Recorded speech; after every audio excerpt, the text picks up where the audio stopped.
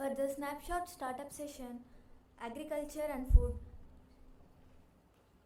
I'd like to call upon global brains Vishwambara, made from plant, Ote, way to grow, Ana crop, and Nomo.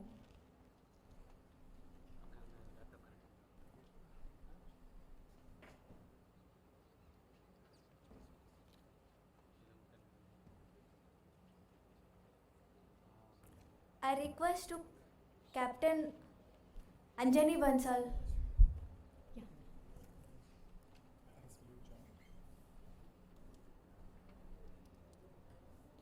Okay, I think we'll get started. Hello, everyone. Welcome again for this snapshot discussion. I'm Anjani Bansal. I'm from a Japanese venture capital fund, Global Brain Corporation, and I'm looking forward to talking to some of these fantastic entrepreneurs that we have here in the agri-tech and food space. And I know we all want to hear from them, myself as well. So I will just take a few minutes to talk a little bit about our fund and just some of my reflections based on the last day and a half of the discussions so far. First thing I would say is that comes to my mind, given my own experience as a part of a philanthropic organization, then running my own angel fund and now venture capital fund, is there seems to be a strong opportunity to create a better match between different types of demands of capital and different types of sources of capital. I see a lot of entrepreneurs here who are perhaps better suited for grants or revenue-based financing, venture debt, venture equity, and so on, impact investing. But there doesn't seem to be a clearinghouse that can help better match these two sides of the equation. So perhaps that's one takeaway for me as an investor to think about, is there something that can be done and something that I can be a part of. Just to talk a little bit about our fund, Global Brain, it's a sector agnostic fund. We have about $2 billion under management, 300 companies in our portfolio, and have had approximately 10 IPOs in the last 3 years or so. Climate tech is a very rapidly growing area of the fund. Within climate tech, as we have heard over the last day and a half, there are a lot of things that can be done. What you see on this slide are some examples of the type of investments that we have made.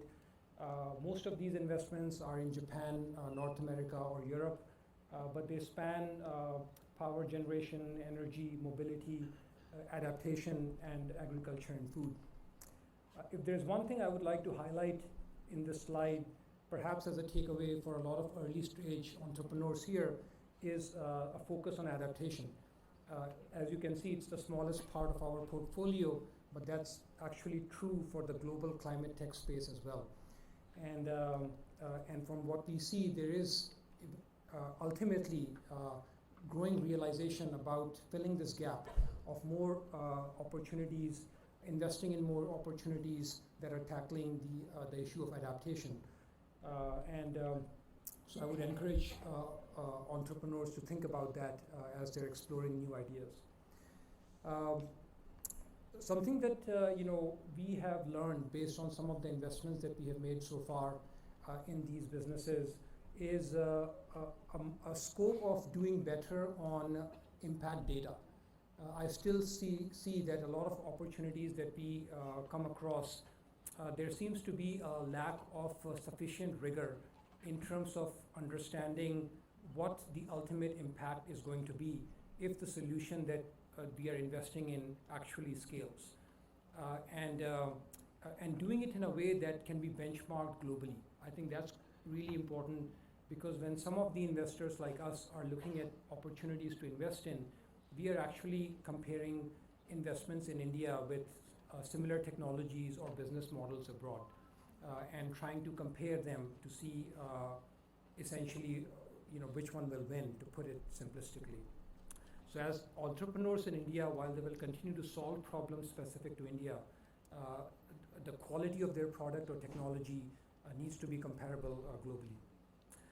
Lastly, I would say, coming back to today's this discussion, which focuses on agri and food, as we have heard, almost 18 to 20% of GHG emissions come from this sector. And within that, again, it can be broken down into livestock, even rice cultivation or soil erosion and so on.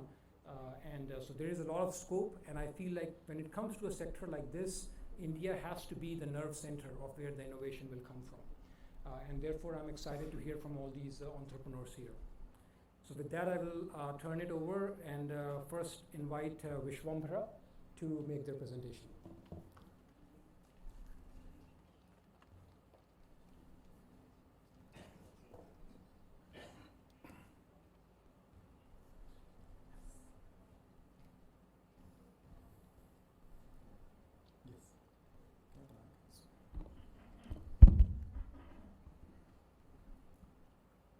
So first of all, thank you so much, Narsi and IIT Madras Energy Consortium for giving me this opportunity to present my idea. And also my students sitting over there from Geetham University, Hyderabad, Praneeth and Abhilash, Harini and Pravalika. Thanks a lot for the team. The water sustainability snapshot reminded me of my childhood days where my mother used to walk about 45 minutes to get some 15 liters of water, drinking water. And we used to fight a lot at water tankers in summers just to get some 2 containers of water. So moving on, we have a venture called Vishwambhara. What we do is sustainable and regenerative agricultural farms through permaculture. And I also represent Geetham University as a startup coach. So what are we trying to solve here? There are numbers which we already know. I'll just go through it once again. India consumes about 25.6 million tons of fertilizers every year, and Punjab being the top. And soil degradation is impacting about 3.2 billion population around the world negatively. And by 2050, 90% of the soil could be degraded if we don't act now. And India receives over about 4,000 billion cubic meters of water through rains. But only 411 BCM is harvested, that seep into the soil. And we are using more than 60%, and that's the reason for the dangerous levels of groundwater, and the numbers goes on. I'll present one more dangerous number. So yeah, the sperm count of men across the world has decreased by over 50% in the last 50 years from Hebrew University. I think this is a nature way of responding to the humanity for whatever damage we have done in the last 150 years. So if this can't awaken us to respond to climate change, so what else can? So I've scared you enough. We have a solution. The first is climate change. I don't have to talk about climate change. We all know the numbers and across the world what's happening with plastic and soil and water and everything. And also soil degradation. We as an organization, we don't see climate change and food security differently. They're two interlinked. So these two are the problems we're going to solve specifically. How are we going to solve is through creating sustainable, which is financial, social, and environmental sustainability, and regenerative farms using permaculture method. So the word permaculture is coined by an Australian scientist called Bill Morrison in 70s, and he's a soil scientist. But what it is basically means, it came from 2 words called permanent agriculture. And we actually mimic the forest ecosystem where there is no external inputs like fertilizers and pesticides. And we call it food forest because it is giving us food, seasonal crops, vegetables, fruits, and everything. And we call it forest because it is sustainable over a period of 3 years. I know I have many enemies in this space, but unless until we go back to our roots of going for the nature, designing for the nature, we can't really solve this problem. So yeah, I'm not trying to innovate anything new. We're just going back to our roots, whatever rich agricultural practices that we had in India. So that's what I'm doing. Our customer segments: individual landowners with a land bank of 100 feet to 100 feet and above 100 acres also, and institutional landowners who would convert them into layouts, plots, and residential complexes. Unlike last 50 years, now commercial layout institutions are looking at converting them into nature-friendly layouts where they get some vegetables and fruits and seasonal crops also. They're keeping some land for that also for growing food. And other institutions like education, government, private institutions who would want to build their food forest in the compliance of CSR, SDG and ESG goals. There are customers.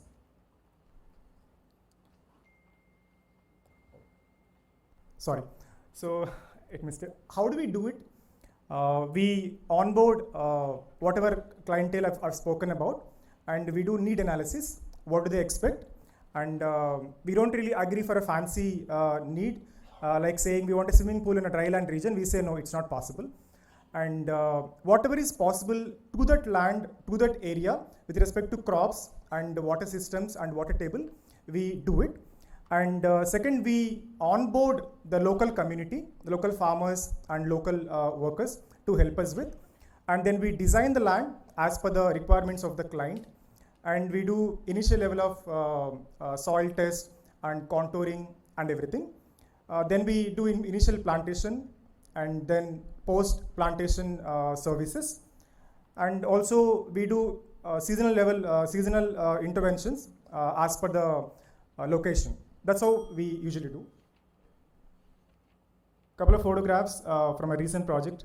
In the right corner, in the COVID, we couldn't get a veterinary doctor, so we had to help our midwife to help a cow to deliver. And a couple of designs that we do, and the soil test, how we do. And a couple of milestones, we got seed funding from SS Rajamouli sir in 2020. And I'm a Terra.do fellow. I got pre-incubated from Terra.do. And currently at Githam University, in partnership with Northeastern University, one of the partnership program for us. And we have done 15 projects around Hyderabad and 2 in Vizag, and 20 work in progress, impacting about 120 acres. And mentors, first R&D Agriculture Alternatives founders Narasana Koppula and Padma Koppula. They have built India's first permaculture food forest in dry land in Jahirabad near Hyderabad, where they just got 6-inch soil and rest all is a sheet rock, and they have some 30 varieties of mangoes and many varieties of papaya and vegetables and crops, and few others with diverse experience. This last half minute.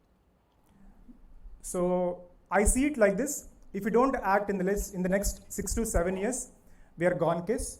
Yes, that's a reality. So we're expecting, or we want 30 crore fund to impact about 50,000 to 1 lakh acres in the next 12 to 18 months, onboarding 50 designers and 10 major metro cities, along with other initiatives like seed saving initiatives, R&D, and partnerships with companies for their complaints, ESG complaints, and a non-profit initiatives to work with major landowners in India is farmers. So that's our ask. That's all. Thank you.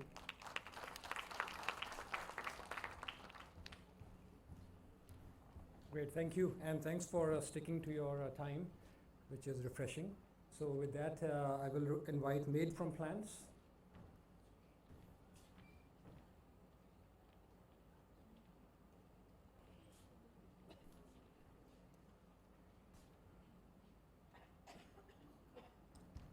Is there a mic possible?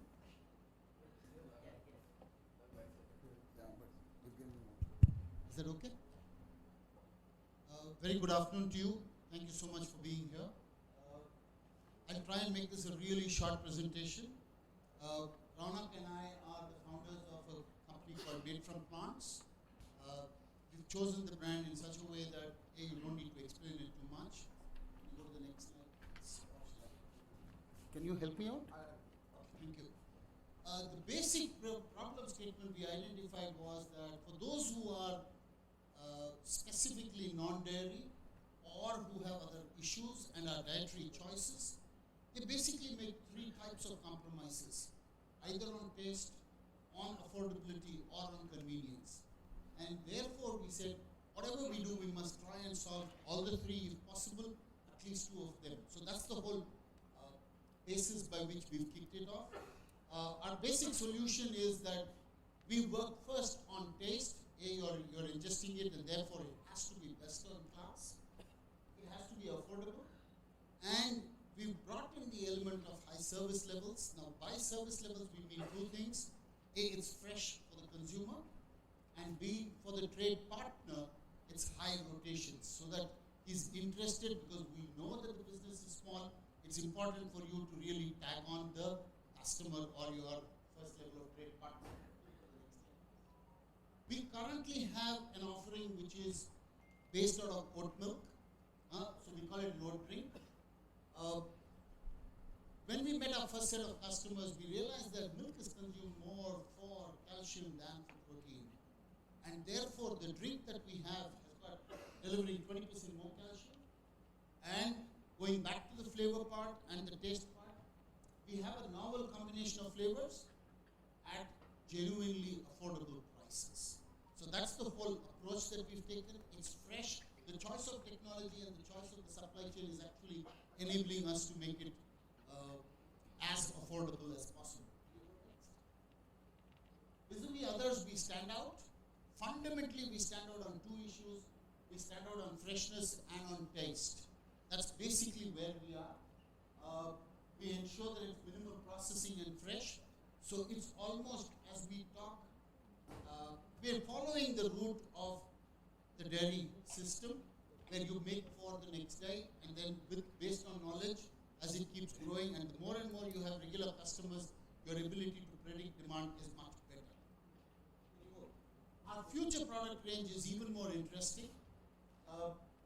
Basically, what has happened is when you go and meet customers, especially the B2B side, we sell, most of our experience right now is one customer from each category, because we are bootstrapped, we're not going to too many customers. So we have one caterer who's large, who's now catering to about 10,000 meals a day, and then one hotel, one cafe, and then we have B2C as customers. So what we are realizing when we speak to this lot of B2B is that they really like to work with companies who can offer a whole range. And therefore, we're looking at ice creams, and in each of these, it's not just looking up, but we have done some trials, and we normally work in a way that you deal with the most difficult part of it, and then go into the second. For example, when we started off with oats milk, we first went with the taste and then got back to the consistency and the texture. In the case of ice creams, it's the texture and the consistency and the body which is most important. Then you can layer on the flavors. So we've done the consistency and the body part of it. On cheese and spreads, again, it's the texture which is most important. We've done that. We are far away from the flavor part of it. So it's going to take a start. But that's what we're really doing. Yogurt and curd is still on a research stage, because we want to ensure that we've got the right cultures to make curd come through. Because the texture of curd is very critical. It needs to be spoonable. It's not drinkable. So that's what we're working towards. The last one actually came in through a contact of ours. I met up with this very interesting gentleman, and he said, Naga, look, you might continue to do all this, but please bear in mind, the day you have some revenue coming in, please immediately initiate some desk work on leaf proteins. So I asked him, what exactly do you mean? He says, little do people realize that there are certain leaves which have up to 25, 26% protein. You need to really tap on that. If you really want to make a big impact on protein availability, go after the leaves. So we kept it there. So we hope to put some effort into it, get some people on to the task, and work through interns, because it's a long project. It's at least a 2 to 3 year project before we really get the project done. Can we go next? So current status, we are available on the entire, on our website, on Vegan Dukan, on WhatsApp. Currently, we have started off somewhere around mid-August. We're seeing monthly 20% plus. The good news is we've got about 30% of our customers who are repeat customers. And our definition is, we've still not yet got our list of 100 customers, because our view is, if you don't have customers who are buying 4 to 5 times a month, it's not yet, he or she is not yet a customer. Because we want that regularity to come in.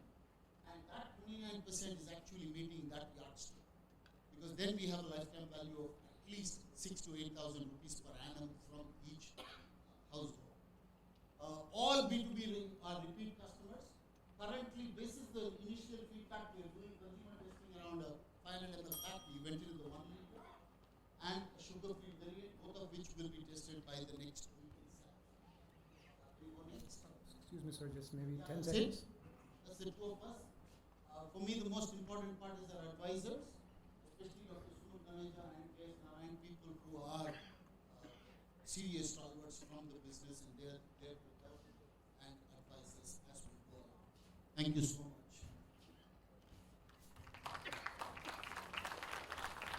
Thank you, sir. And I totally agree with your strategy of going after a full product range, something we have seen in other investments as well. So, great work. I will now invite Namo.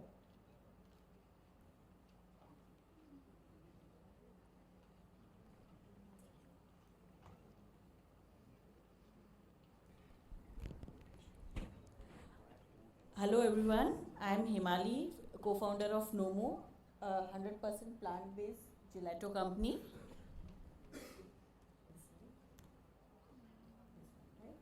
Why plant-based?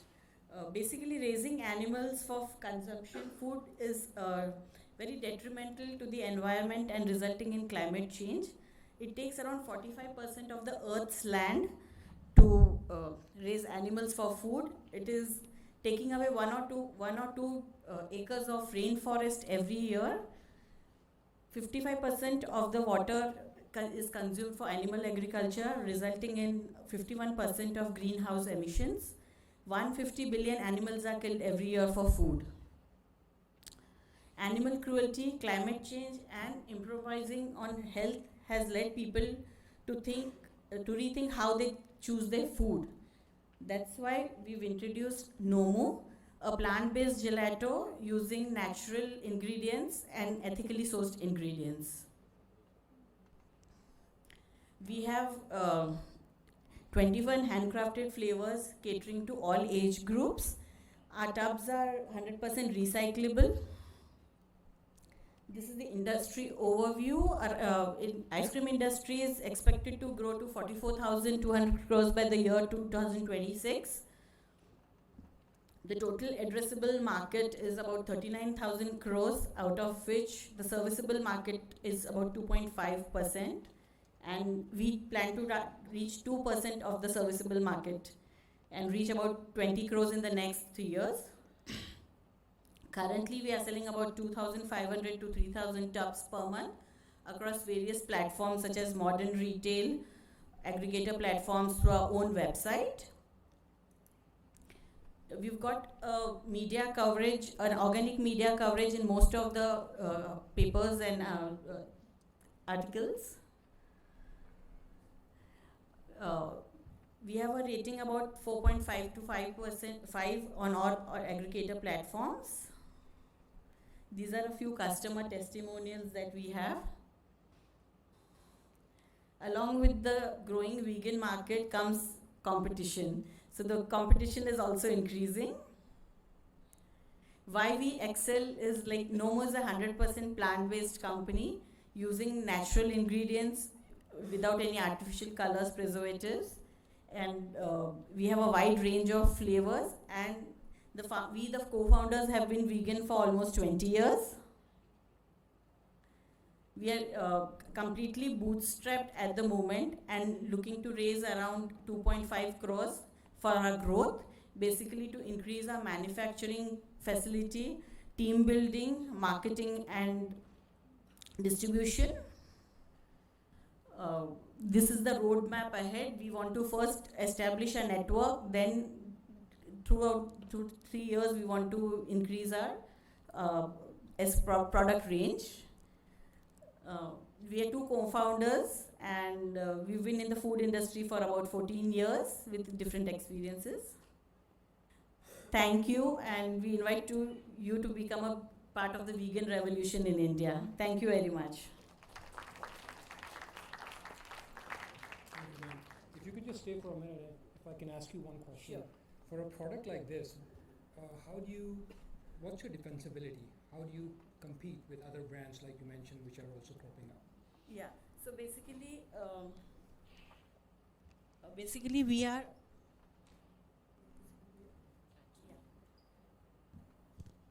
So with the different brands that are coming up, one of the main core is we are 100% natural, without any preservative or additives and all, and locally sourced ingredients. That's our USP, and we mostly use coconut milk for our ice creams, which has natural fat, resulting in a creamier and a denser texture. And our ice creams are as close to the dairy ice creams.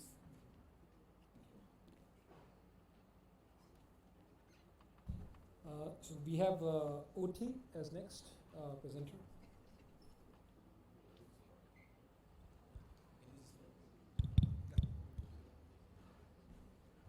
Thank you. So I'll try to explain and capture the essence of the last 18 months journey in probably less than 18 slides. That's going to be very hard, but I'll try. We are a brand which is trying to bring healthy, tasty, sustainable food choices without compromising on taste or quality. We are totally awesome, and so far in the market we have been able to show why we have been totally awesome. The problem we are trying to solve is that of a broken dairy industry.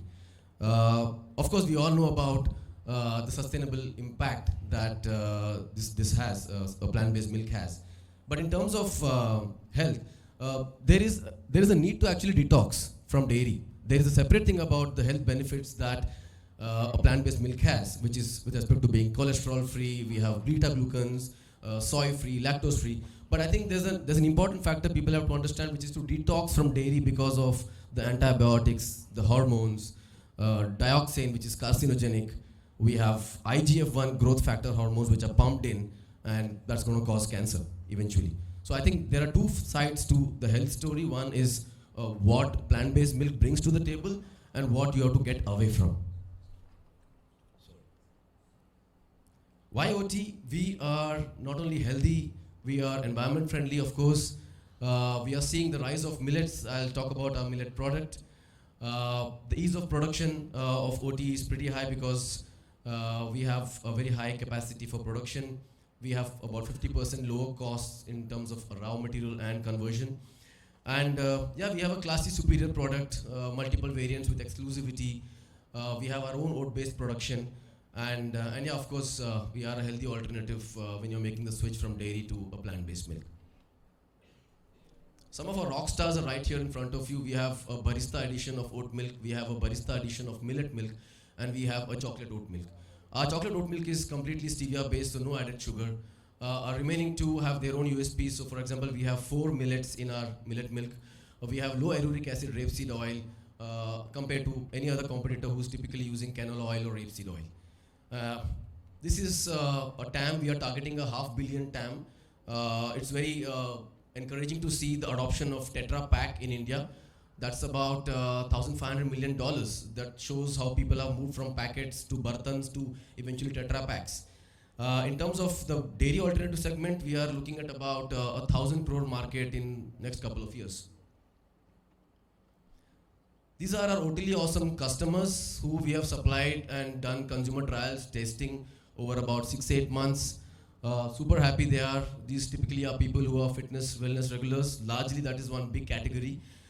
People who have asthma issues, people who have gut issues, people who of course understand sustainability and living a cruelty-free life. And probably I would touch upon one last thing, which is people with heart problem, cardiovascular diseases. We have been hearing across media about people just dropping dead with a heart attack, right? So oat milk has naturally enriched beta-glucans, and our OT has something which is higher bioavailability. So I think that population is going to be interesting. Google Trends have been very encouraging. We see a spike across all kinds of states. We didn't expect Uttarakhand, Goa and Haryana to have that kind of a desire to have oat milk, plant-based milk, which actually means that it's all across India. It's not that it's in pockets. The requirement for a plant-based milk or something like an oat milk is all across India. I think it has largely also risen since COVID, the need to panic and the need to see what to do next. Some of our ratings have validated these trends. We are pretty much rated 4+5 across our platforms, whether Amazon or Big Basket. I'm happy to share that none of these ratings have been rigged or staged by asking a friend to put it. We did think about that, but we didn't do it. Our OTL Awesome marketing strategy is very simple. India is a land where discounting does work. So initially increase the discounting so that you can increase adoption. Once you have adoption, you are able to provide economies of scale through the next batch and probably bring down the cost to that of a soy milk price. In terms of B2B, we have been quite active, so we have not selected one segment, we have gone both ways. In B2B, collabs have worked, and extending the schemes of B2C to B2B has worked. Some of our partners are on the screen, and I think to move inventory rapidly was very important for us. A bit of a traction story and some of our marquee accounts. I've had to literally shut down our Amazon because I could not fulfill the orders. We saw about a 350% growth month on month on Amazon. We've recently had a collab with Snackable, 17-18% customer repeat rate, and we've already sold 50% of our stock in 4 months or less. I'm an optimist and I'm a hustler always, so I keep hustling. This is the hustle I'm doing right now, trying to get more and more B2B accounts. This is our team, so I lead the growth strategy, BD. I have Vikas who takes care of the product entirely. Prashant takes care of the offline distribution. He's the backbone of operations. Being a Gujarati, I don't have to say more about him. Anupama is the lady in orange, and she helps with the brand strategy, and she brings the diversity to the team. And most of our content that you see on Instagram is largely driven by Anupama. Those 4 are us. This has been our journey so far, from consumer trials right to the day where we have been pitching, growing the community, and yeah, so it's been a journey of about 18, 19, 20 months, and here we are with about a 300+% growth on Amazon and about 150% growth month on month overall sales. We have, I think, a last slide. Yeah, this is what we ask about a CR. And largely it's going to go on the marketing, PR, and product supply chain management. A small portion goes into the salaries. We need a team. We're just 3 of us, and it's getting tougher day by day. We need to take on slightly higher value tasks and make sure that operations get stabilized. Yeah, so that's pretty much my end. We've seen some reviews all across different platforms. I was surprised that all are 5. I expected some 3, 4, something like that, but I don't know how all are 5. We can skip this one and probably go to this, yeah. So you can scan us, that's our Instagram. The email ID is pretty simple, ankush@ot.in. My number is right there, and you can of course feel free to reach out to us. Any query you have, would be happy to help.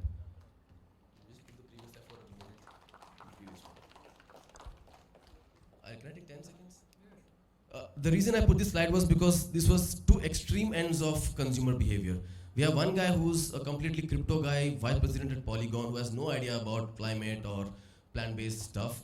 And on the other hand is somebody who's just been doing this for the last 15 years. And getting a very similar review from both of them is what I feel was a validation of our product, validation of whatever we're trying to do in our journey. And hence the slide. Thank you so much for your patience and time. Thanks, Ankush. That was an totally awesome presentation. Next is Way to Grow.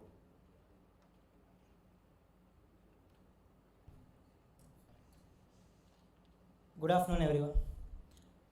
Before introducing myself and about my company, let me ask you a few questions to all. As humans, we have shelters to protect from harsh environment, and we have ability to overcome extreme temperatures using air conditioners. Just think about the plants, what they can do, how they can sustain to give a consistent produce. Here is our story. I am Ramesh, CEO and co-founder of Way to Grow. We are planting sustainable food system for the community. How we do? We product plants from harsh climates like heavy rainfall, high temperatures, water scarcity, drought, by using techniques like polyhouses, greenhouses, soilless farming, and precision agriculture. We know what plant needs. We solve it in a biological way to give the maximum quality and consistent yield. Our farms are digitally connected to make sure that is running in a full efficiency and to boost our field officers' productivity.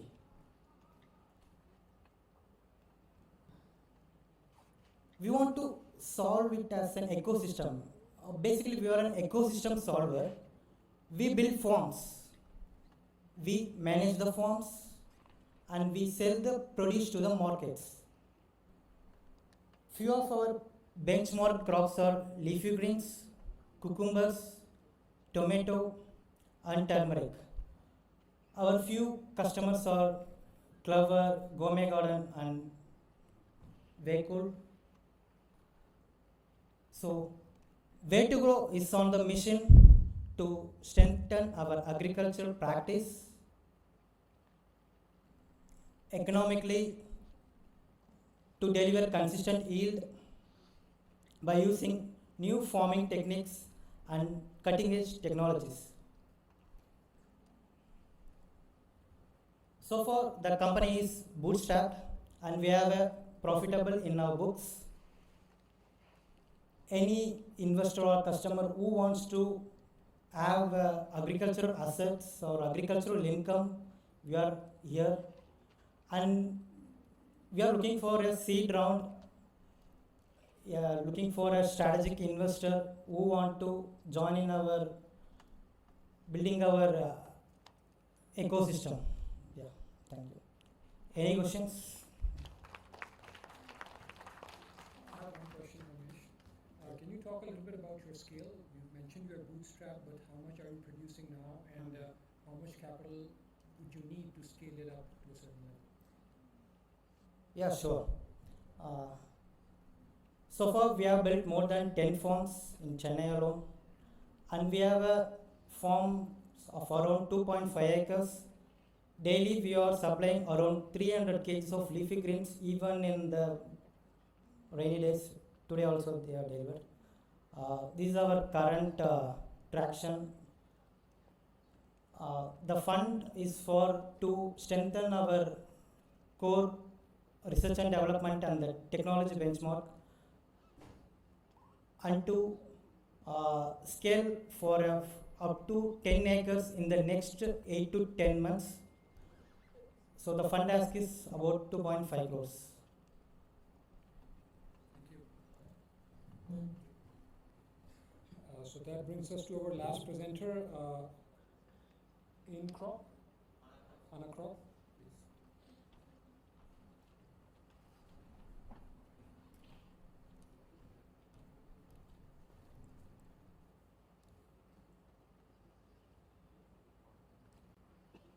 First of all, let me see a small video about ourselves.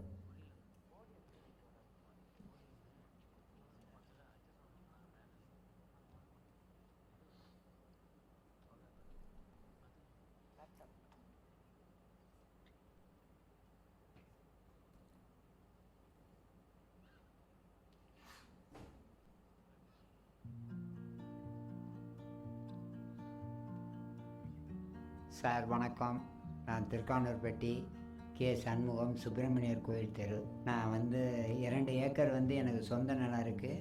2 acre குத்தகை சாகுபடி பண்ணுறேன். 4 acre நான் விவசாயம் பண்ணுறேன். அப்போ 2 acre நெல் சாகுபடி பண்ணுறேன் சார். போன வருஷத்தில் இந்த நாற்றை புதுசாக கொண்டு நான் நட்டேன். மகசூல் அதிகமாக வந்தது. ஏக்கருக்கு 75 பை டிஎன்ஸ் பைக்கு வந்துச்சு சார். தானா கம்பெனியிலேருந்து அவங்க நாற்று கொடுப்பதுனால எங்கள் விவசாயிகளுக்கு அவங்களும் ஒத்துழைப்பு கொடுக்குறாங்க, நாங்களும் ஒத்துழைப்பு கொடுக்குறோம். அதனால் அதிக மகசூல் பெற்று நாங்கள் லாபம் பெற்று வர்றோம் சார். இந்த கம்பெனி வந்ததுக்கு பிறகு. அதுக்கு முன்னாடியெல்லாம் நாங்கள் காட்டாமாட்டாந்தனமாக தான் நாங்கள் நாற்று விடுவோம், தலையை போட்டு மிதிப்போம், எருவு இல்லாமல் போடுவோம். ஆனால் அந்த கம்பெனி வந்து அந்த பரிமாற்றத்தை வந்து இப்படி தான் நடணும், இப்படி தான் செய்யணுங்கிற கோட்பாட்டை எங்களுக்கு காமிச்சோன்னு அந்த கம்பெனி மூலியமாக செய்கிறதுனால அதிக மகசூல் கிடைக்கிது, அதிக லாபம் கிடைக்கிது. நாங்கள் மகிழ்ச்சியாக சிறப்பாக செஞ்சு வர்றோம் சார். அது மாதிரி கம்பெனியும் ஒத்துழைக்கணும், நாங்களும் ஒத்துழைக்கணும். அப்போ தான் சார் கம்பெனியும் நல்லாயிருக்கும், விவசாயியும் நல்லா இருப்பாங்க sir.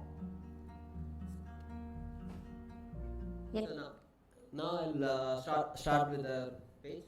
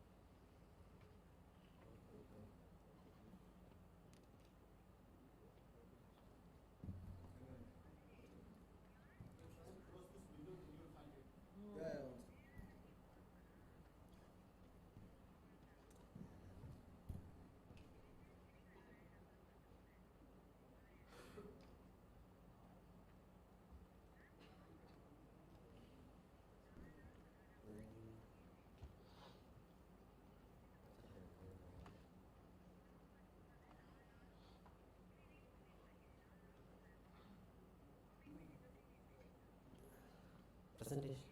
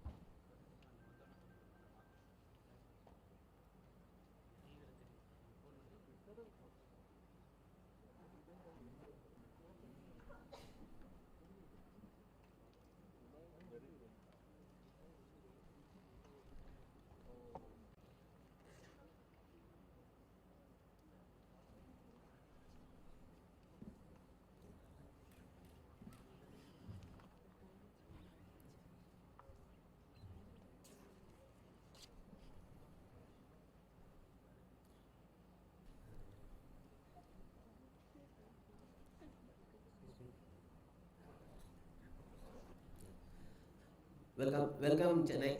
This is Suran from Anagraph Solutions. I'm happy to be here announcing this CLIMAFIX committee. We have come a long trip for reaching here, and we'll be like continue to reach our goal. Our goal is to improve the return of investment of rice farmers. So I'll start. This is the problems happening in the rice farmers. The thing here, main thing we are addressing is quality seedlings, low return on investment, and the groundwater depletion.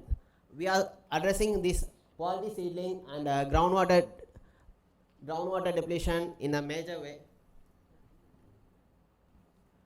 First we'll go for the ask, and then we'll explain why we are asking it.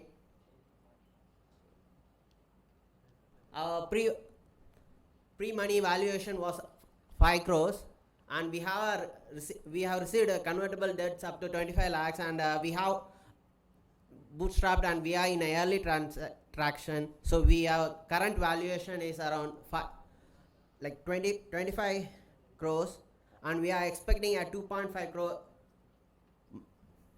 investment money. Again, if you see we are into the complete, we want to become a aggregator wherein we will cater all the like complete value chain of rice farmers. Now we are into seedlings like transplanting and transplanting operations. So the market size is around like 32 million hectares of rice farmers, and we are addressing 1 million hectares by 2028. So, and this is our Bamini technique, how we are going to achieve it. Our offering is it's a Bamini that's brilliantly acquired media for improved nutrition imbibition, and that has like it's easy to handle media, easy to handle that seedlings, and it's like it has a longer shelf life than the conventional one, and we have that reduced intervention in the seedling form compared to the traditional methods. So, and this is our founding team. Myself, Suran, and Ajay Nivas. We are from agriculture background. We are from an agriculture family, and we had reached this much through our interest in giving this back. So our present business model is, as I explained, we are like farmers pay us a 50% advance, and then we do the transplanting and collect the money. So it's like we have two transplantation rentals, like mission rentals, and the seedling mats. This is a unique matrix. We have like a 20% gross margin on our product. So you can see the calculations. And the milestones we have done is like till 18 months we have reached around 2,000 farmers, and we have more than 700 acres of seedling capacity. So, and we are incubated by Will Grow, like IIT Kanpur, and then we are into startup TN also. And again, the business model will be like we will be operating from the to farmers through our Ana Shaktis. Those are the cash points from the grassroots level. And we have a lot of competitions in this market. Like there are a lot of aggregators who are there, but the only enabler for those transplanting is like the seedling is necessary. Without a seedling, they can't do anything.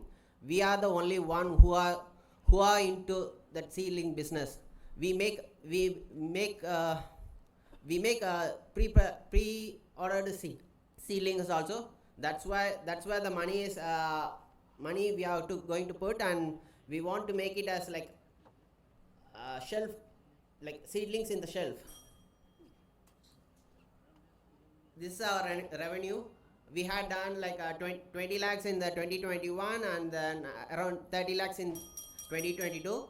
Now our projected is 60 lakhs in 23. So as of now, we have no competitions, and as you see our revenue models, it's like we have proved our model, proved our working. We are looking for more money in order to make sustained complete growth. Thank you very much.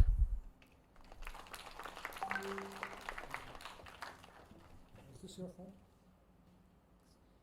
Well, so those are all the presentations we have for you in this session.